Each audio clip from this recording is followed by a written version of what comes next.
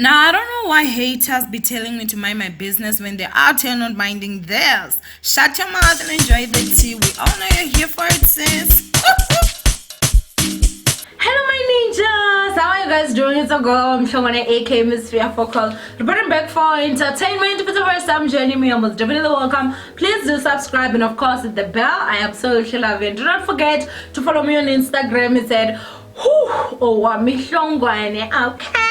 And obviously my ninjas, do not forget to sign in. Go ahead and sign in. Just say ninja signing in, then watch the video, then you can go ahead and comment whatever it is that you want. This is our style. Now I know some people are gonna steal this, but it's okay. This is our thing, okay? Just sign in and that's it. When you thief, please just mention my name from O Entertainment, okay? We work them out hard out here. But anyway, let's go ahead and get into the channel that we're gonna be talking about today. We're gonna be talking about Master KG, who you guys like this thing. So Anita actually came in box and she was like, oh my gosh, I think Makazi and Master KG are a couple. You need to look into this. And I was like, sweetie, like it is public knowledge they are together. But she was like, are you gonna report about this? Like you need to report on this. And I was like, you know, they already know. But I feel like she was so bummed that I was like, you know, they're already together. So this is what I'm going to actually do it for my ninja. Makazi and Master KG are a couple, you guys. They've been together for over 2 years now. They did keep that relationship on the low, but now it's definitely not on the low, like they're definitely, you know, out. So to the ninja that really wanted me to report about this, I got you, girl. I got you, okay? Now, I don't know why I'm so jolly, because what I'm about to tell you guys is actually some horrible news. Master KG was robbed of over 100,000 rands.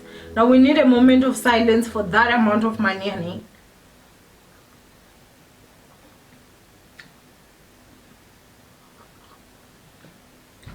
That's a lot of money. Okay, so basically what they're saying is that, you know, he went to the bank and he drew the money. He drove back. He did not realize that he was being tailed or followed, and obviously, you know, they then got him and they robbed him at gunpoint and they took over 100 grand from him, cash. Now it breaks my heart, you guys, because obviously, you know, you work so hard for your money and someone just comes in like within minutes they've made over 100,000 rands. Like, it's just not fair. And again, for me, I personally just feel like it's also that thing where someone from the bank must know something and I don't know. Like, how come they knew that he had that amount of money on him? You understand what I'm saying? Those kind of things. So it's just really like one of those things where obviously we're just like, you know what, thank you God that obviously he was not hurt and, you know, he's fine. I feel like as fine as one can be after they've just been robbed at gunpoint, which is something that obviously cannot be easy at all. So mentally I do feel like he will need to recuperate, but at least physically he's fine and obviously he's alive. They did not, like, you know, take his life or anything. He was supposed to drive, I think, to Limpopo is what they're alleging, to you know, to a gig. And so it's just a sad thing, man. Honestly, South Africa is just it's horrible. Crime is just way too much in our country right now. Obviously something that is really sad, but I am happy that obviously, you know, he was not hurt. So I'm gonna just say, you know, thank God for your life, Master KG. And for those that do not know Master KG, I mean, I'm sure I put a picture of him as I was talking about him, but he's the one that actually sings Jerusalem Ikayalami. Like that's like my jam, okay? That's like my freaking jam, and I know that it's a jam for most of you people. Like, it's like one song you can actually jam without any guilt, like in terms of even if you're a Christian that is like, I just don't listen to house or whatever, or I'm a piano, whatever it is. I don't know if this is house, right? So, you know, you can actually listen to that song, jam to it, and it's like, you know, gospel, like it's talking about Jerusalem. So I listen to house a lot. If you watch my Insta stories, you will know that I listen to everything. But anyway, yeah, that's what's basically happening. I mean, as far as money is concerned, I feel like he does have money, but again, like anyone too can lose over 100,000 rands. Like, having money or not, even if you lose 10,000 rands, like it can't be something that is nice. So yeah, I'm really just, I do feel sorry for him, but but invented they say manda munapeli, which means a man's strength does not end. He will work more money as long as he has his life. That's what we're more grateful for. Now obviously, when Daily Sun reported about this, there was this other comment that I saw, and I was just like, I'm not part of this. Like South Africa is just too much of a joke, you guys. Like, so this is too much. This person said, ngabe bathathe lo mshini othi wanitomo. And I'm not laughing.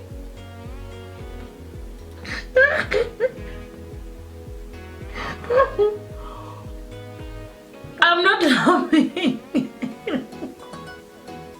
You guys do know that Wanitomus is sort of like his trademark. So in every song that I've heard that has Master KG in it, there will be that Wanitomus, and I really I enjoy that. So I'm really shocked that someone would feel like, they should have started that machine.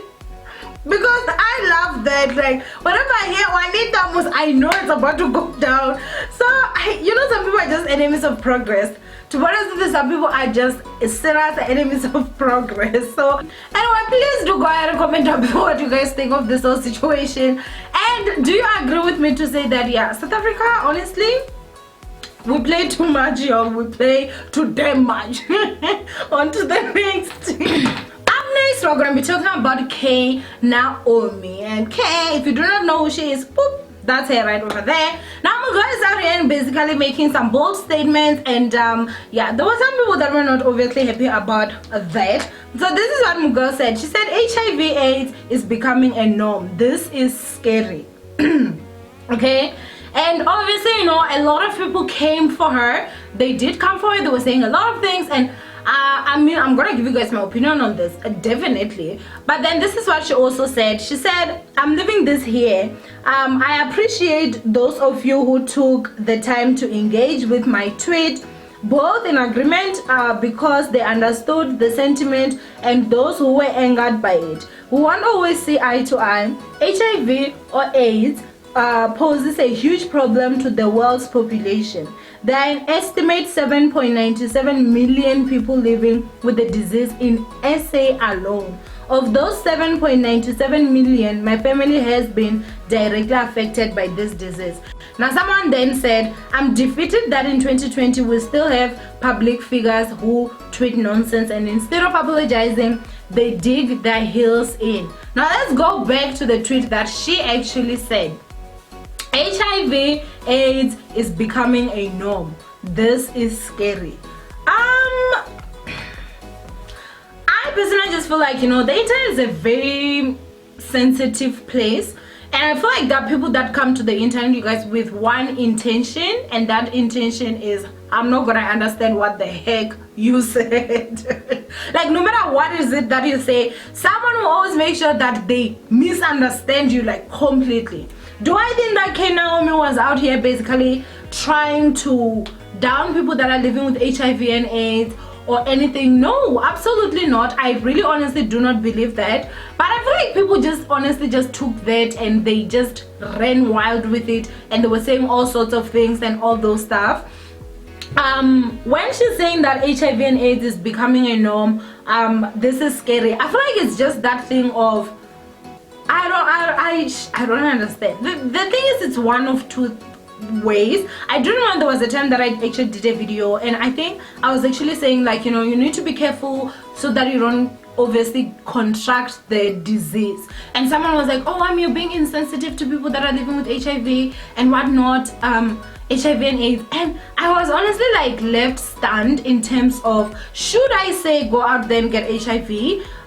For what reason? You understand what I'm saying? Like, I feel like if someone already has it, it's that thing of like, I don't think anyone can be like, hey guys, like, it's very nice this side, go out then get HIV. I don't think there's anyone that can say that. So I think it's about time that people also do understand that someone saying don't go out then get HIV, it does not mean that we are downing people that already have it or anything like that. The fact that it's becoming a norm, I feel like when she says it's becoming a norm, I don't know if maybe I'm also misunderstanding her. I feel like it's a good thing that obviously like now, you know, people are more educated when it comes to HIV. Obviously it's a country, obviously there's a lot of people, you guys, that are sick out there. So you guys that are not positive, you need to really just truly be careful, especially if you're still dating. Don't trust people, you guys. Do not trust people, and you do need to go and get tested with a partner. Now, I mean, I feel like I've been off the dating game for years now. It's gonna be 9 years this year. I can't even believe. And so, you know, obviously people's blessings and lucks are not the same. So it's just honestly like a scary situation in terms of, we do want to make it that, you know, people that are living with this disease know that, you know, they can live a long life. You still live your life. Obviously there's certain life choices that you're gonna need to change. You need to take your medication, you know, and all that. Educate people, make people feel comfortable with who they are, accept themselves and love themselves the way that they are. But at the same time, as a community, we cannot now just sit back and be quiet and not tell people out there, go ahead and be careful. You need to be conscious. People are sick out there. Other people obviously just want to give people that disease because they got it. So I feel like it's honestly just, whenever it comes to topics like this, it's just that place where you have to tread lightly. But no matter what is it that you say, you are going to definitely step on someone's toes, especially even when it comes to this. When last have you seen, you guys, like maybe our celebrities campaigning for HIV to say like you need to be woke? I feel like it has dialed down. Right now we have got more people that are basically, you know, embracing themselves, accepting themselves. You know, some people are out there obviously showing tweets of themselves with their ARVs, which is very good, and I've seen that and I applaud them, and I'm like, wow, you know, you're strong, you're living your life, just do you. But at the same time, I feel like there's also lack of like actually like keeping people woke. Hey, be careful out there. I actually just saw yesterday there was this other on Instagram, someone on the popcorn room was like, you know what, I met my ex, we did the deed, the condom busted, and he has lost a lot of weight, he looks sick. And so, you know, I'm scared, you know. So she was asking for advice on what to do. Obviously people did advise her, this is what you need to do step by step and whatever and whatever. But at the same time, it's like people don't really talk about these things anymore. So at most times someone does not even know that, okay, if maybe I slept with someone, the condom burst, and I don't trust this person, what am I supposed to do?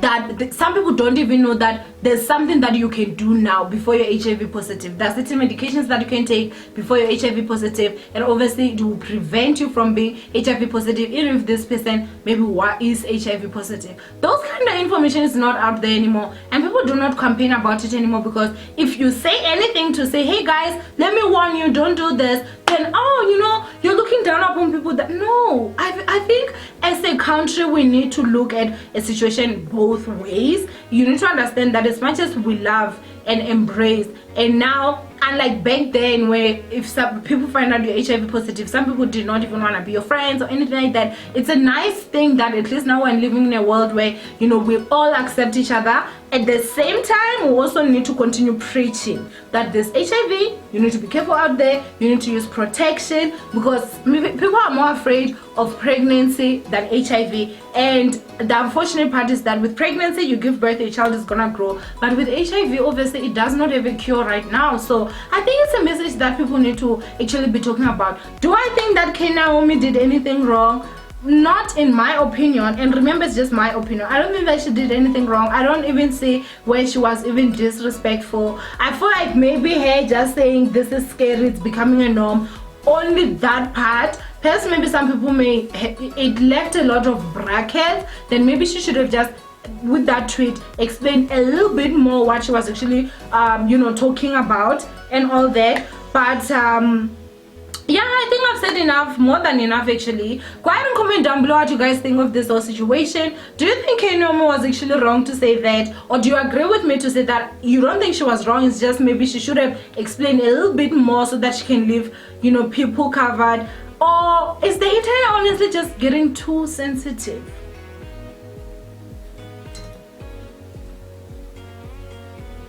Comment down below, my ninjas. Obviously, you guys know I love you so much. Stay blessed and please be very careful out there. Condomize, okay? And I'll see you guys in my next upload. Bye.